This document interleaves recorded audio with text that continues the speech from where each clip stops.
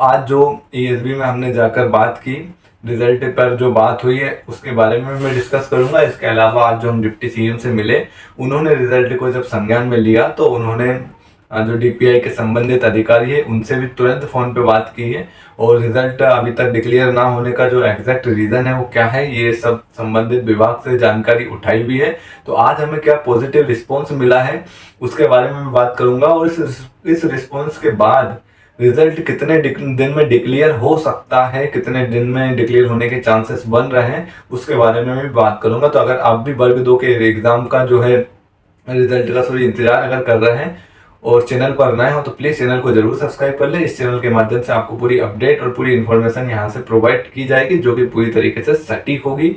Ground level पर काम करके यहाँ पर लोगों के द्वारा जो इन्फॉर्मेशन जुटाई जा रही है, जिसमें मैं भी कहीं ना कहीं कोशिश कर रहा हूँ कि अपनी तरफ से जो भी हो सकता है वो सब मैं कोशिश कर रहा हूँ। तो आज की इस वीडियो में हम डिटेल में बात करेंगे क्या हुआ। सबसे पहले हम गए थे ईएसबी कार्यालय। ईएसबी कार्यालय में जब हम बात करें, ईएसबी के जो डायरेक्टर हैं साकेत मालवीय जी, उनसे हमारी मुलाकात भी हुई है, हमारी पूरी टीम की मुलाकात हुई है। उसमें हमें ये जो बताया गया है कि रिजल्ट होल्ड हो रहा है, तो उन्होंने सिर्फ एक ही बात की है कि इसमें जो कोर्ट केस है और कोर्ट केस में किसी एक अभ्यर्थी के द्वारा, शायद दिनेश इस तरीके से उन्होंने कुछ नाम बताया, उस अभ्यर्थी के द्वारा कोर्ट केस में कोर्ट केस लगाया गया है। जो इसके लिए जो नया रूल बुक आया था 12.4 आपने देखा होगा, उसी के अगेंस्ट में यहाँ पर कोर्ट किया है उन्होंने, कोर्ट केस किया है उन्होंने। तो उसी के रिगार्डिंग ये जो रिजल्ट है वो होल्ड हुआ है। बाकायदा उन्होंने सिस्टम पे बताया कि जो रिजल्ट है होल्ड होने का रीजन क्या है। तो कोर्ट केस उन्होंने बताया। उन्होंने जैसे ही बोला कि ये कोर्ट केस का जो भी निर्णय होगा या संबंधित विभाग की तरफ से हमें कोई इन्फॉर्मेशन आएगी तो हम बिल्कुल, हमारा जो रिजल्ट है वो कम्प्लीटली बना हुआ है, बस हमें उसको जारी करना है। हमारी तरफ से कोई भी डिले नहीं। पहला डिले उन्होंने बताया कोर्ट केस की वजह से, और दूसरा कि उन्होंने बताया कि हमारे पास इसका कोई अभी आदेश नहीं है, जो कि डीपीआई करेगा, संबंधित विभाग करेगा। तो संबंधित विभाग और कोर्ट के बीच में क्या चल रहा है, जिस दिन भी ये क्लियर हो जाएगा तो डीपीआई के द्वारा ईएसबी को आदेश कर दिया जाएगा इसका रिजल्ट जारी करने के लिए। तो विद इन 7 डेज उन्होंने बोला, जिस भी दिन हमें आदेश मिल जाएगा 7 दिन के अंदर हम आपका रिजल्ट जारी कर देंगे। अब ये बात तो ईएसबी के द्वारा कही गई है, तो हम कहीं ना कहीं सेटिस्फाइड भी हैं कि इस पे जो कोर्ट केस लगा है वो भी लीगल है, क्योंकि जब तक कोर्ट केस में बातें रहेगी तब तक रिजल्ट डिक्लेयर नहीं किया जा सकता।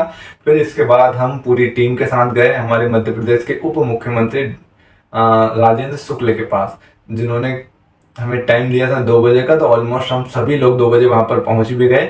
इसके अलावा जो सब लोग थे हमारे साथ, सभी टीचर, इसके अलावा जो स्टूडेंट आए थे, सबके सब जब हम गए और उनसे मुलाकात हुई तो उन्होंने हमें आश्वासन दिया।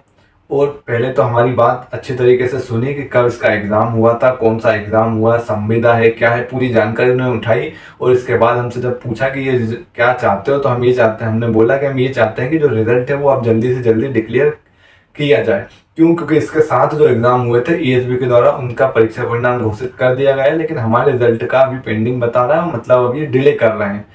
तो उन्होंने तुरंत पूछा संबंधित विभाग कौन सा है, तो डीपीआई का, जैसे ही हमने बताया डीपीआई में जो उनके हेड है डीपीआई के, कामना आचार्य मैम, शिल्पा मैम, पांडे, कोई कोर्स सर हैं जिनका नाम हमने बताया था कि ये 2-3 लोग हैं जो कि डीपीआई के हेड हैं। तो उन्होंने सीधा शिल्पा मैम को फोन लगाया वहीं से हमारे सामने से, और बोला कि ये जो अभ्यर्थी का जो वर्ग 2 का जो रिजल्ट होल्ड है, या कह सकते हैं अभी तक डिक्लेयर नहीं हुआ, उसके पीछे क्या रीजन है। उन्होंने बात की, लाउड स्पीकर पे रख के बात की, बाकायदा जो भी क्लियर बात हुई है वो हमें खुद सबको सुनाई दे रहा था। लाउड स्पीकर पे उन्होंने हमारे सामने जितने भी हम ग्रुप में थे सबसे बात की। तो उन्होंने बताया कि सर इस पर जो कोर्ट केस लगा है उस वजह से ये जो रिजल्ट है वो अभी तक डिक्लेयर नहीं हुआ है, लेकिन अभी हमारी तरफ से कोर्ट का जो संबंधित प्रकरण है उस पर हमने जवाब भी दे दिया है भैया, हमारी तरफ से पूरी प्रोसेस कर ली गई है। हम कोशिश करेंगे जल्दी से जल्दी, दिखवाती हूँ मैं कि ये क्यों डिले हो रहा है, और इसके अलावा कुछ भी रीजन अगर कुछ हुए तो बाकी हम इन सबको दूर करके जल्दी से जल्दी कोशिश करेंगे कि इसका जो रिजल्ट है डिक्लेयर हो जाए। तो वहां पर उप मुख्यमंत्री जी ने बोला भी है कि इसका जो रिजल्ट है क्या है उसका जल्दी से संज्ञान में लेकर जल्दी से इनका रिजल्ट डिक्लेयर कर दीजिए। तो उन्होंने एक बात और बोली ली साथ में कि हम भी चाह रहे हैं इनका जो रिजल्ट हो वो डिक्लेयर हो, लेकिन कोर्ट केस के चलते यहाँ पर थोड़ा सा डिले हो रहा है।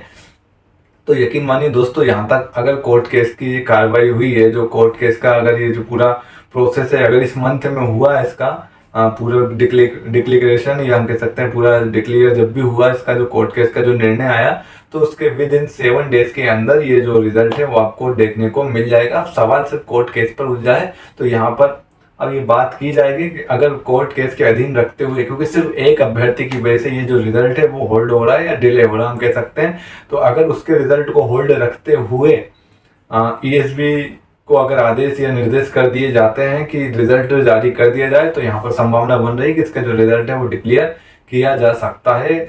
जो भी स्टूडेंट है उनके रिजल्ट को अगर होल्ड कर दे तो ठीक, जिनका कोर्ट केस लगाया हुआ है। तो यहाँ तक मुझे ओवरऑल लग रहा है कि रिजल्ट अब आपको जल्दी से जल्दी देखने को मिल सकता है। बाकी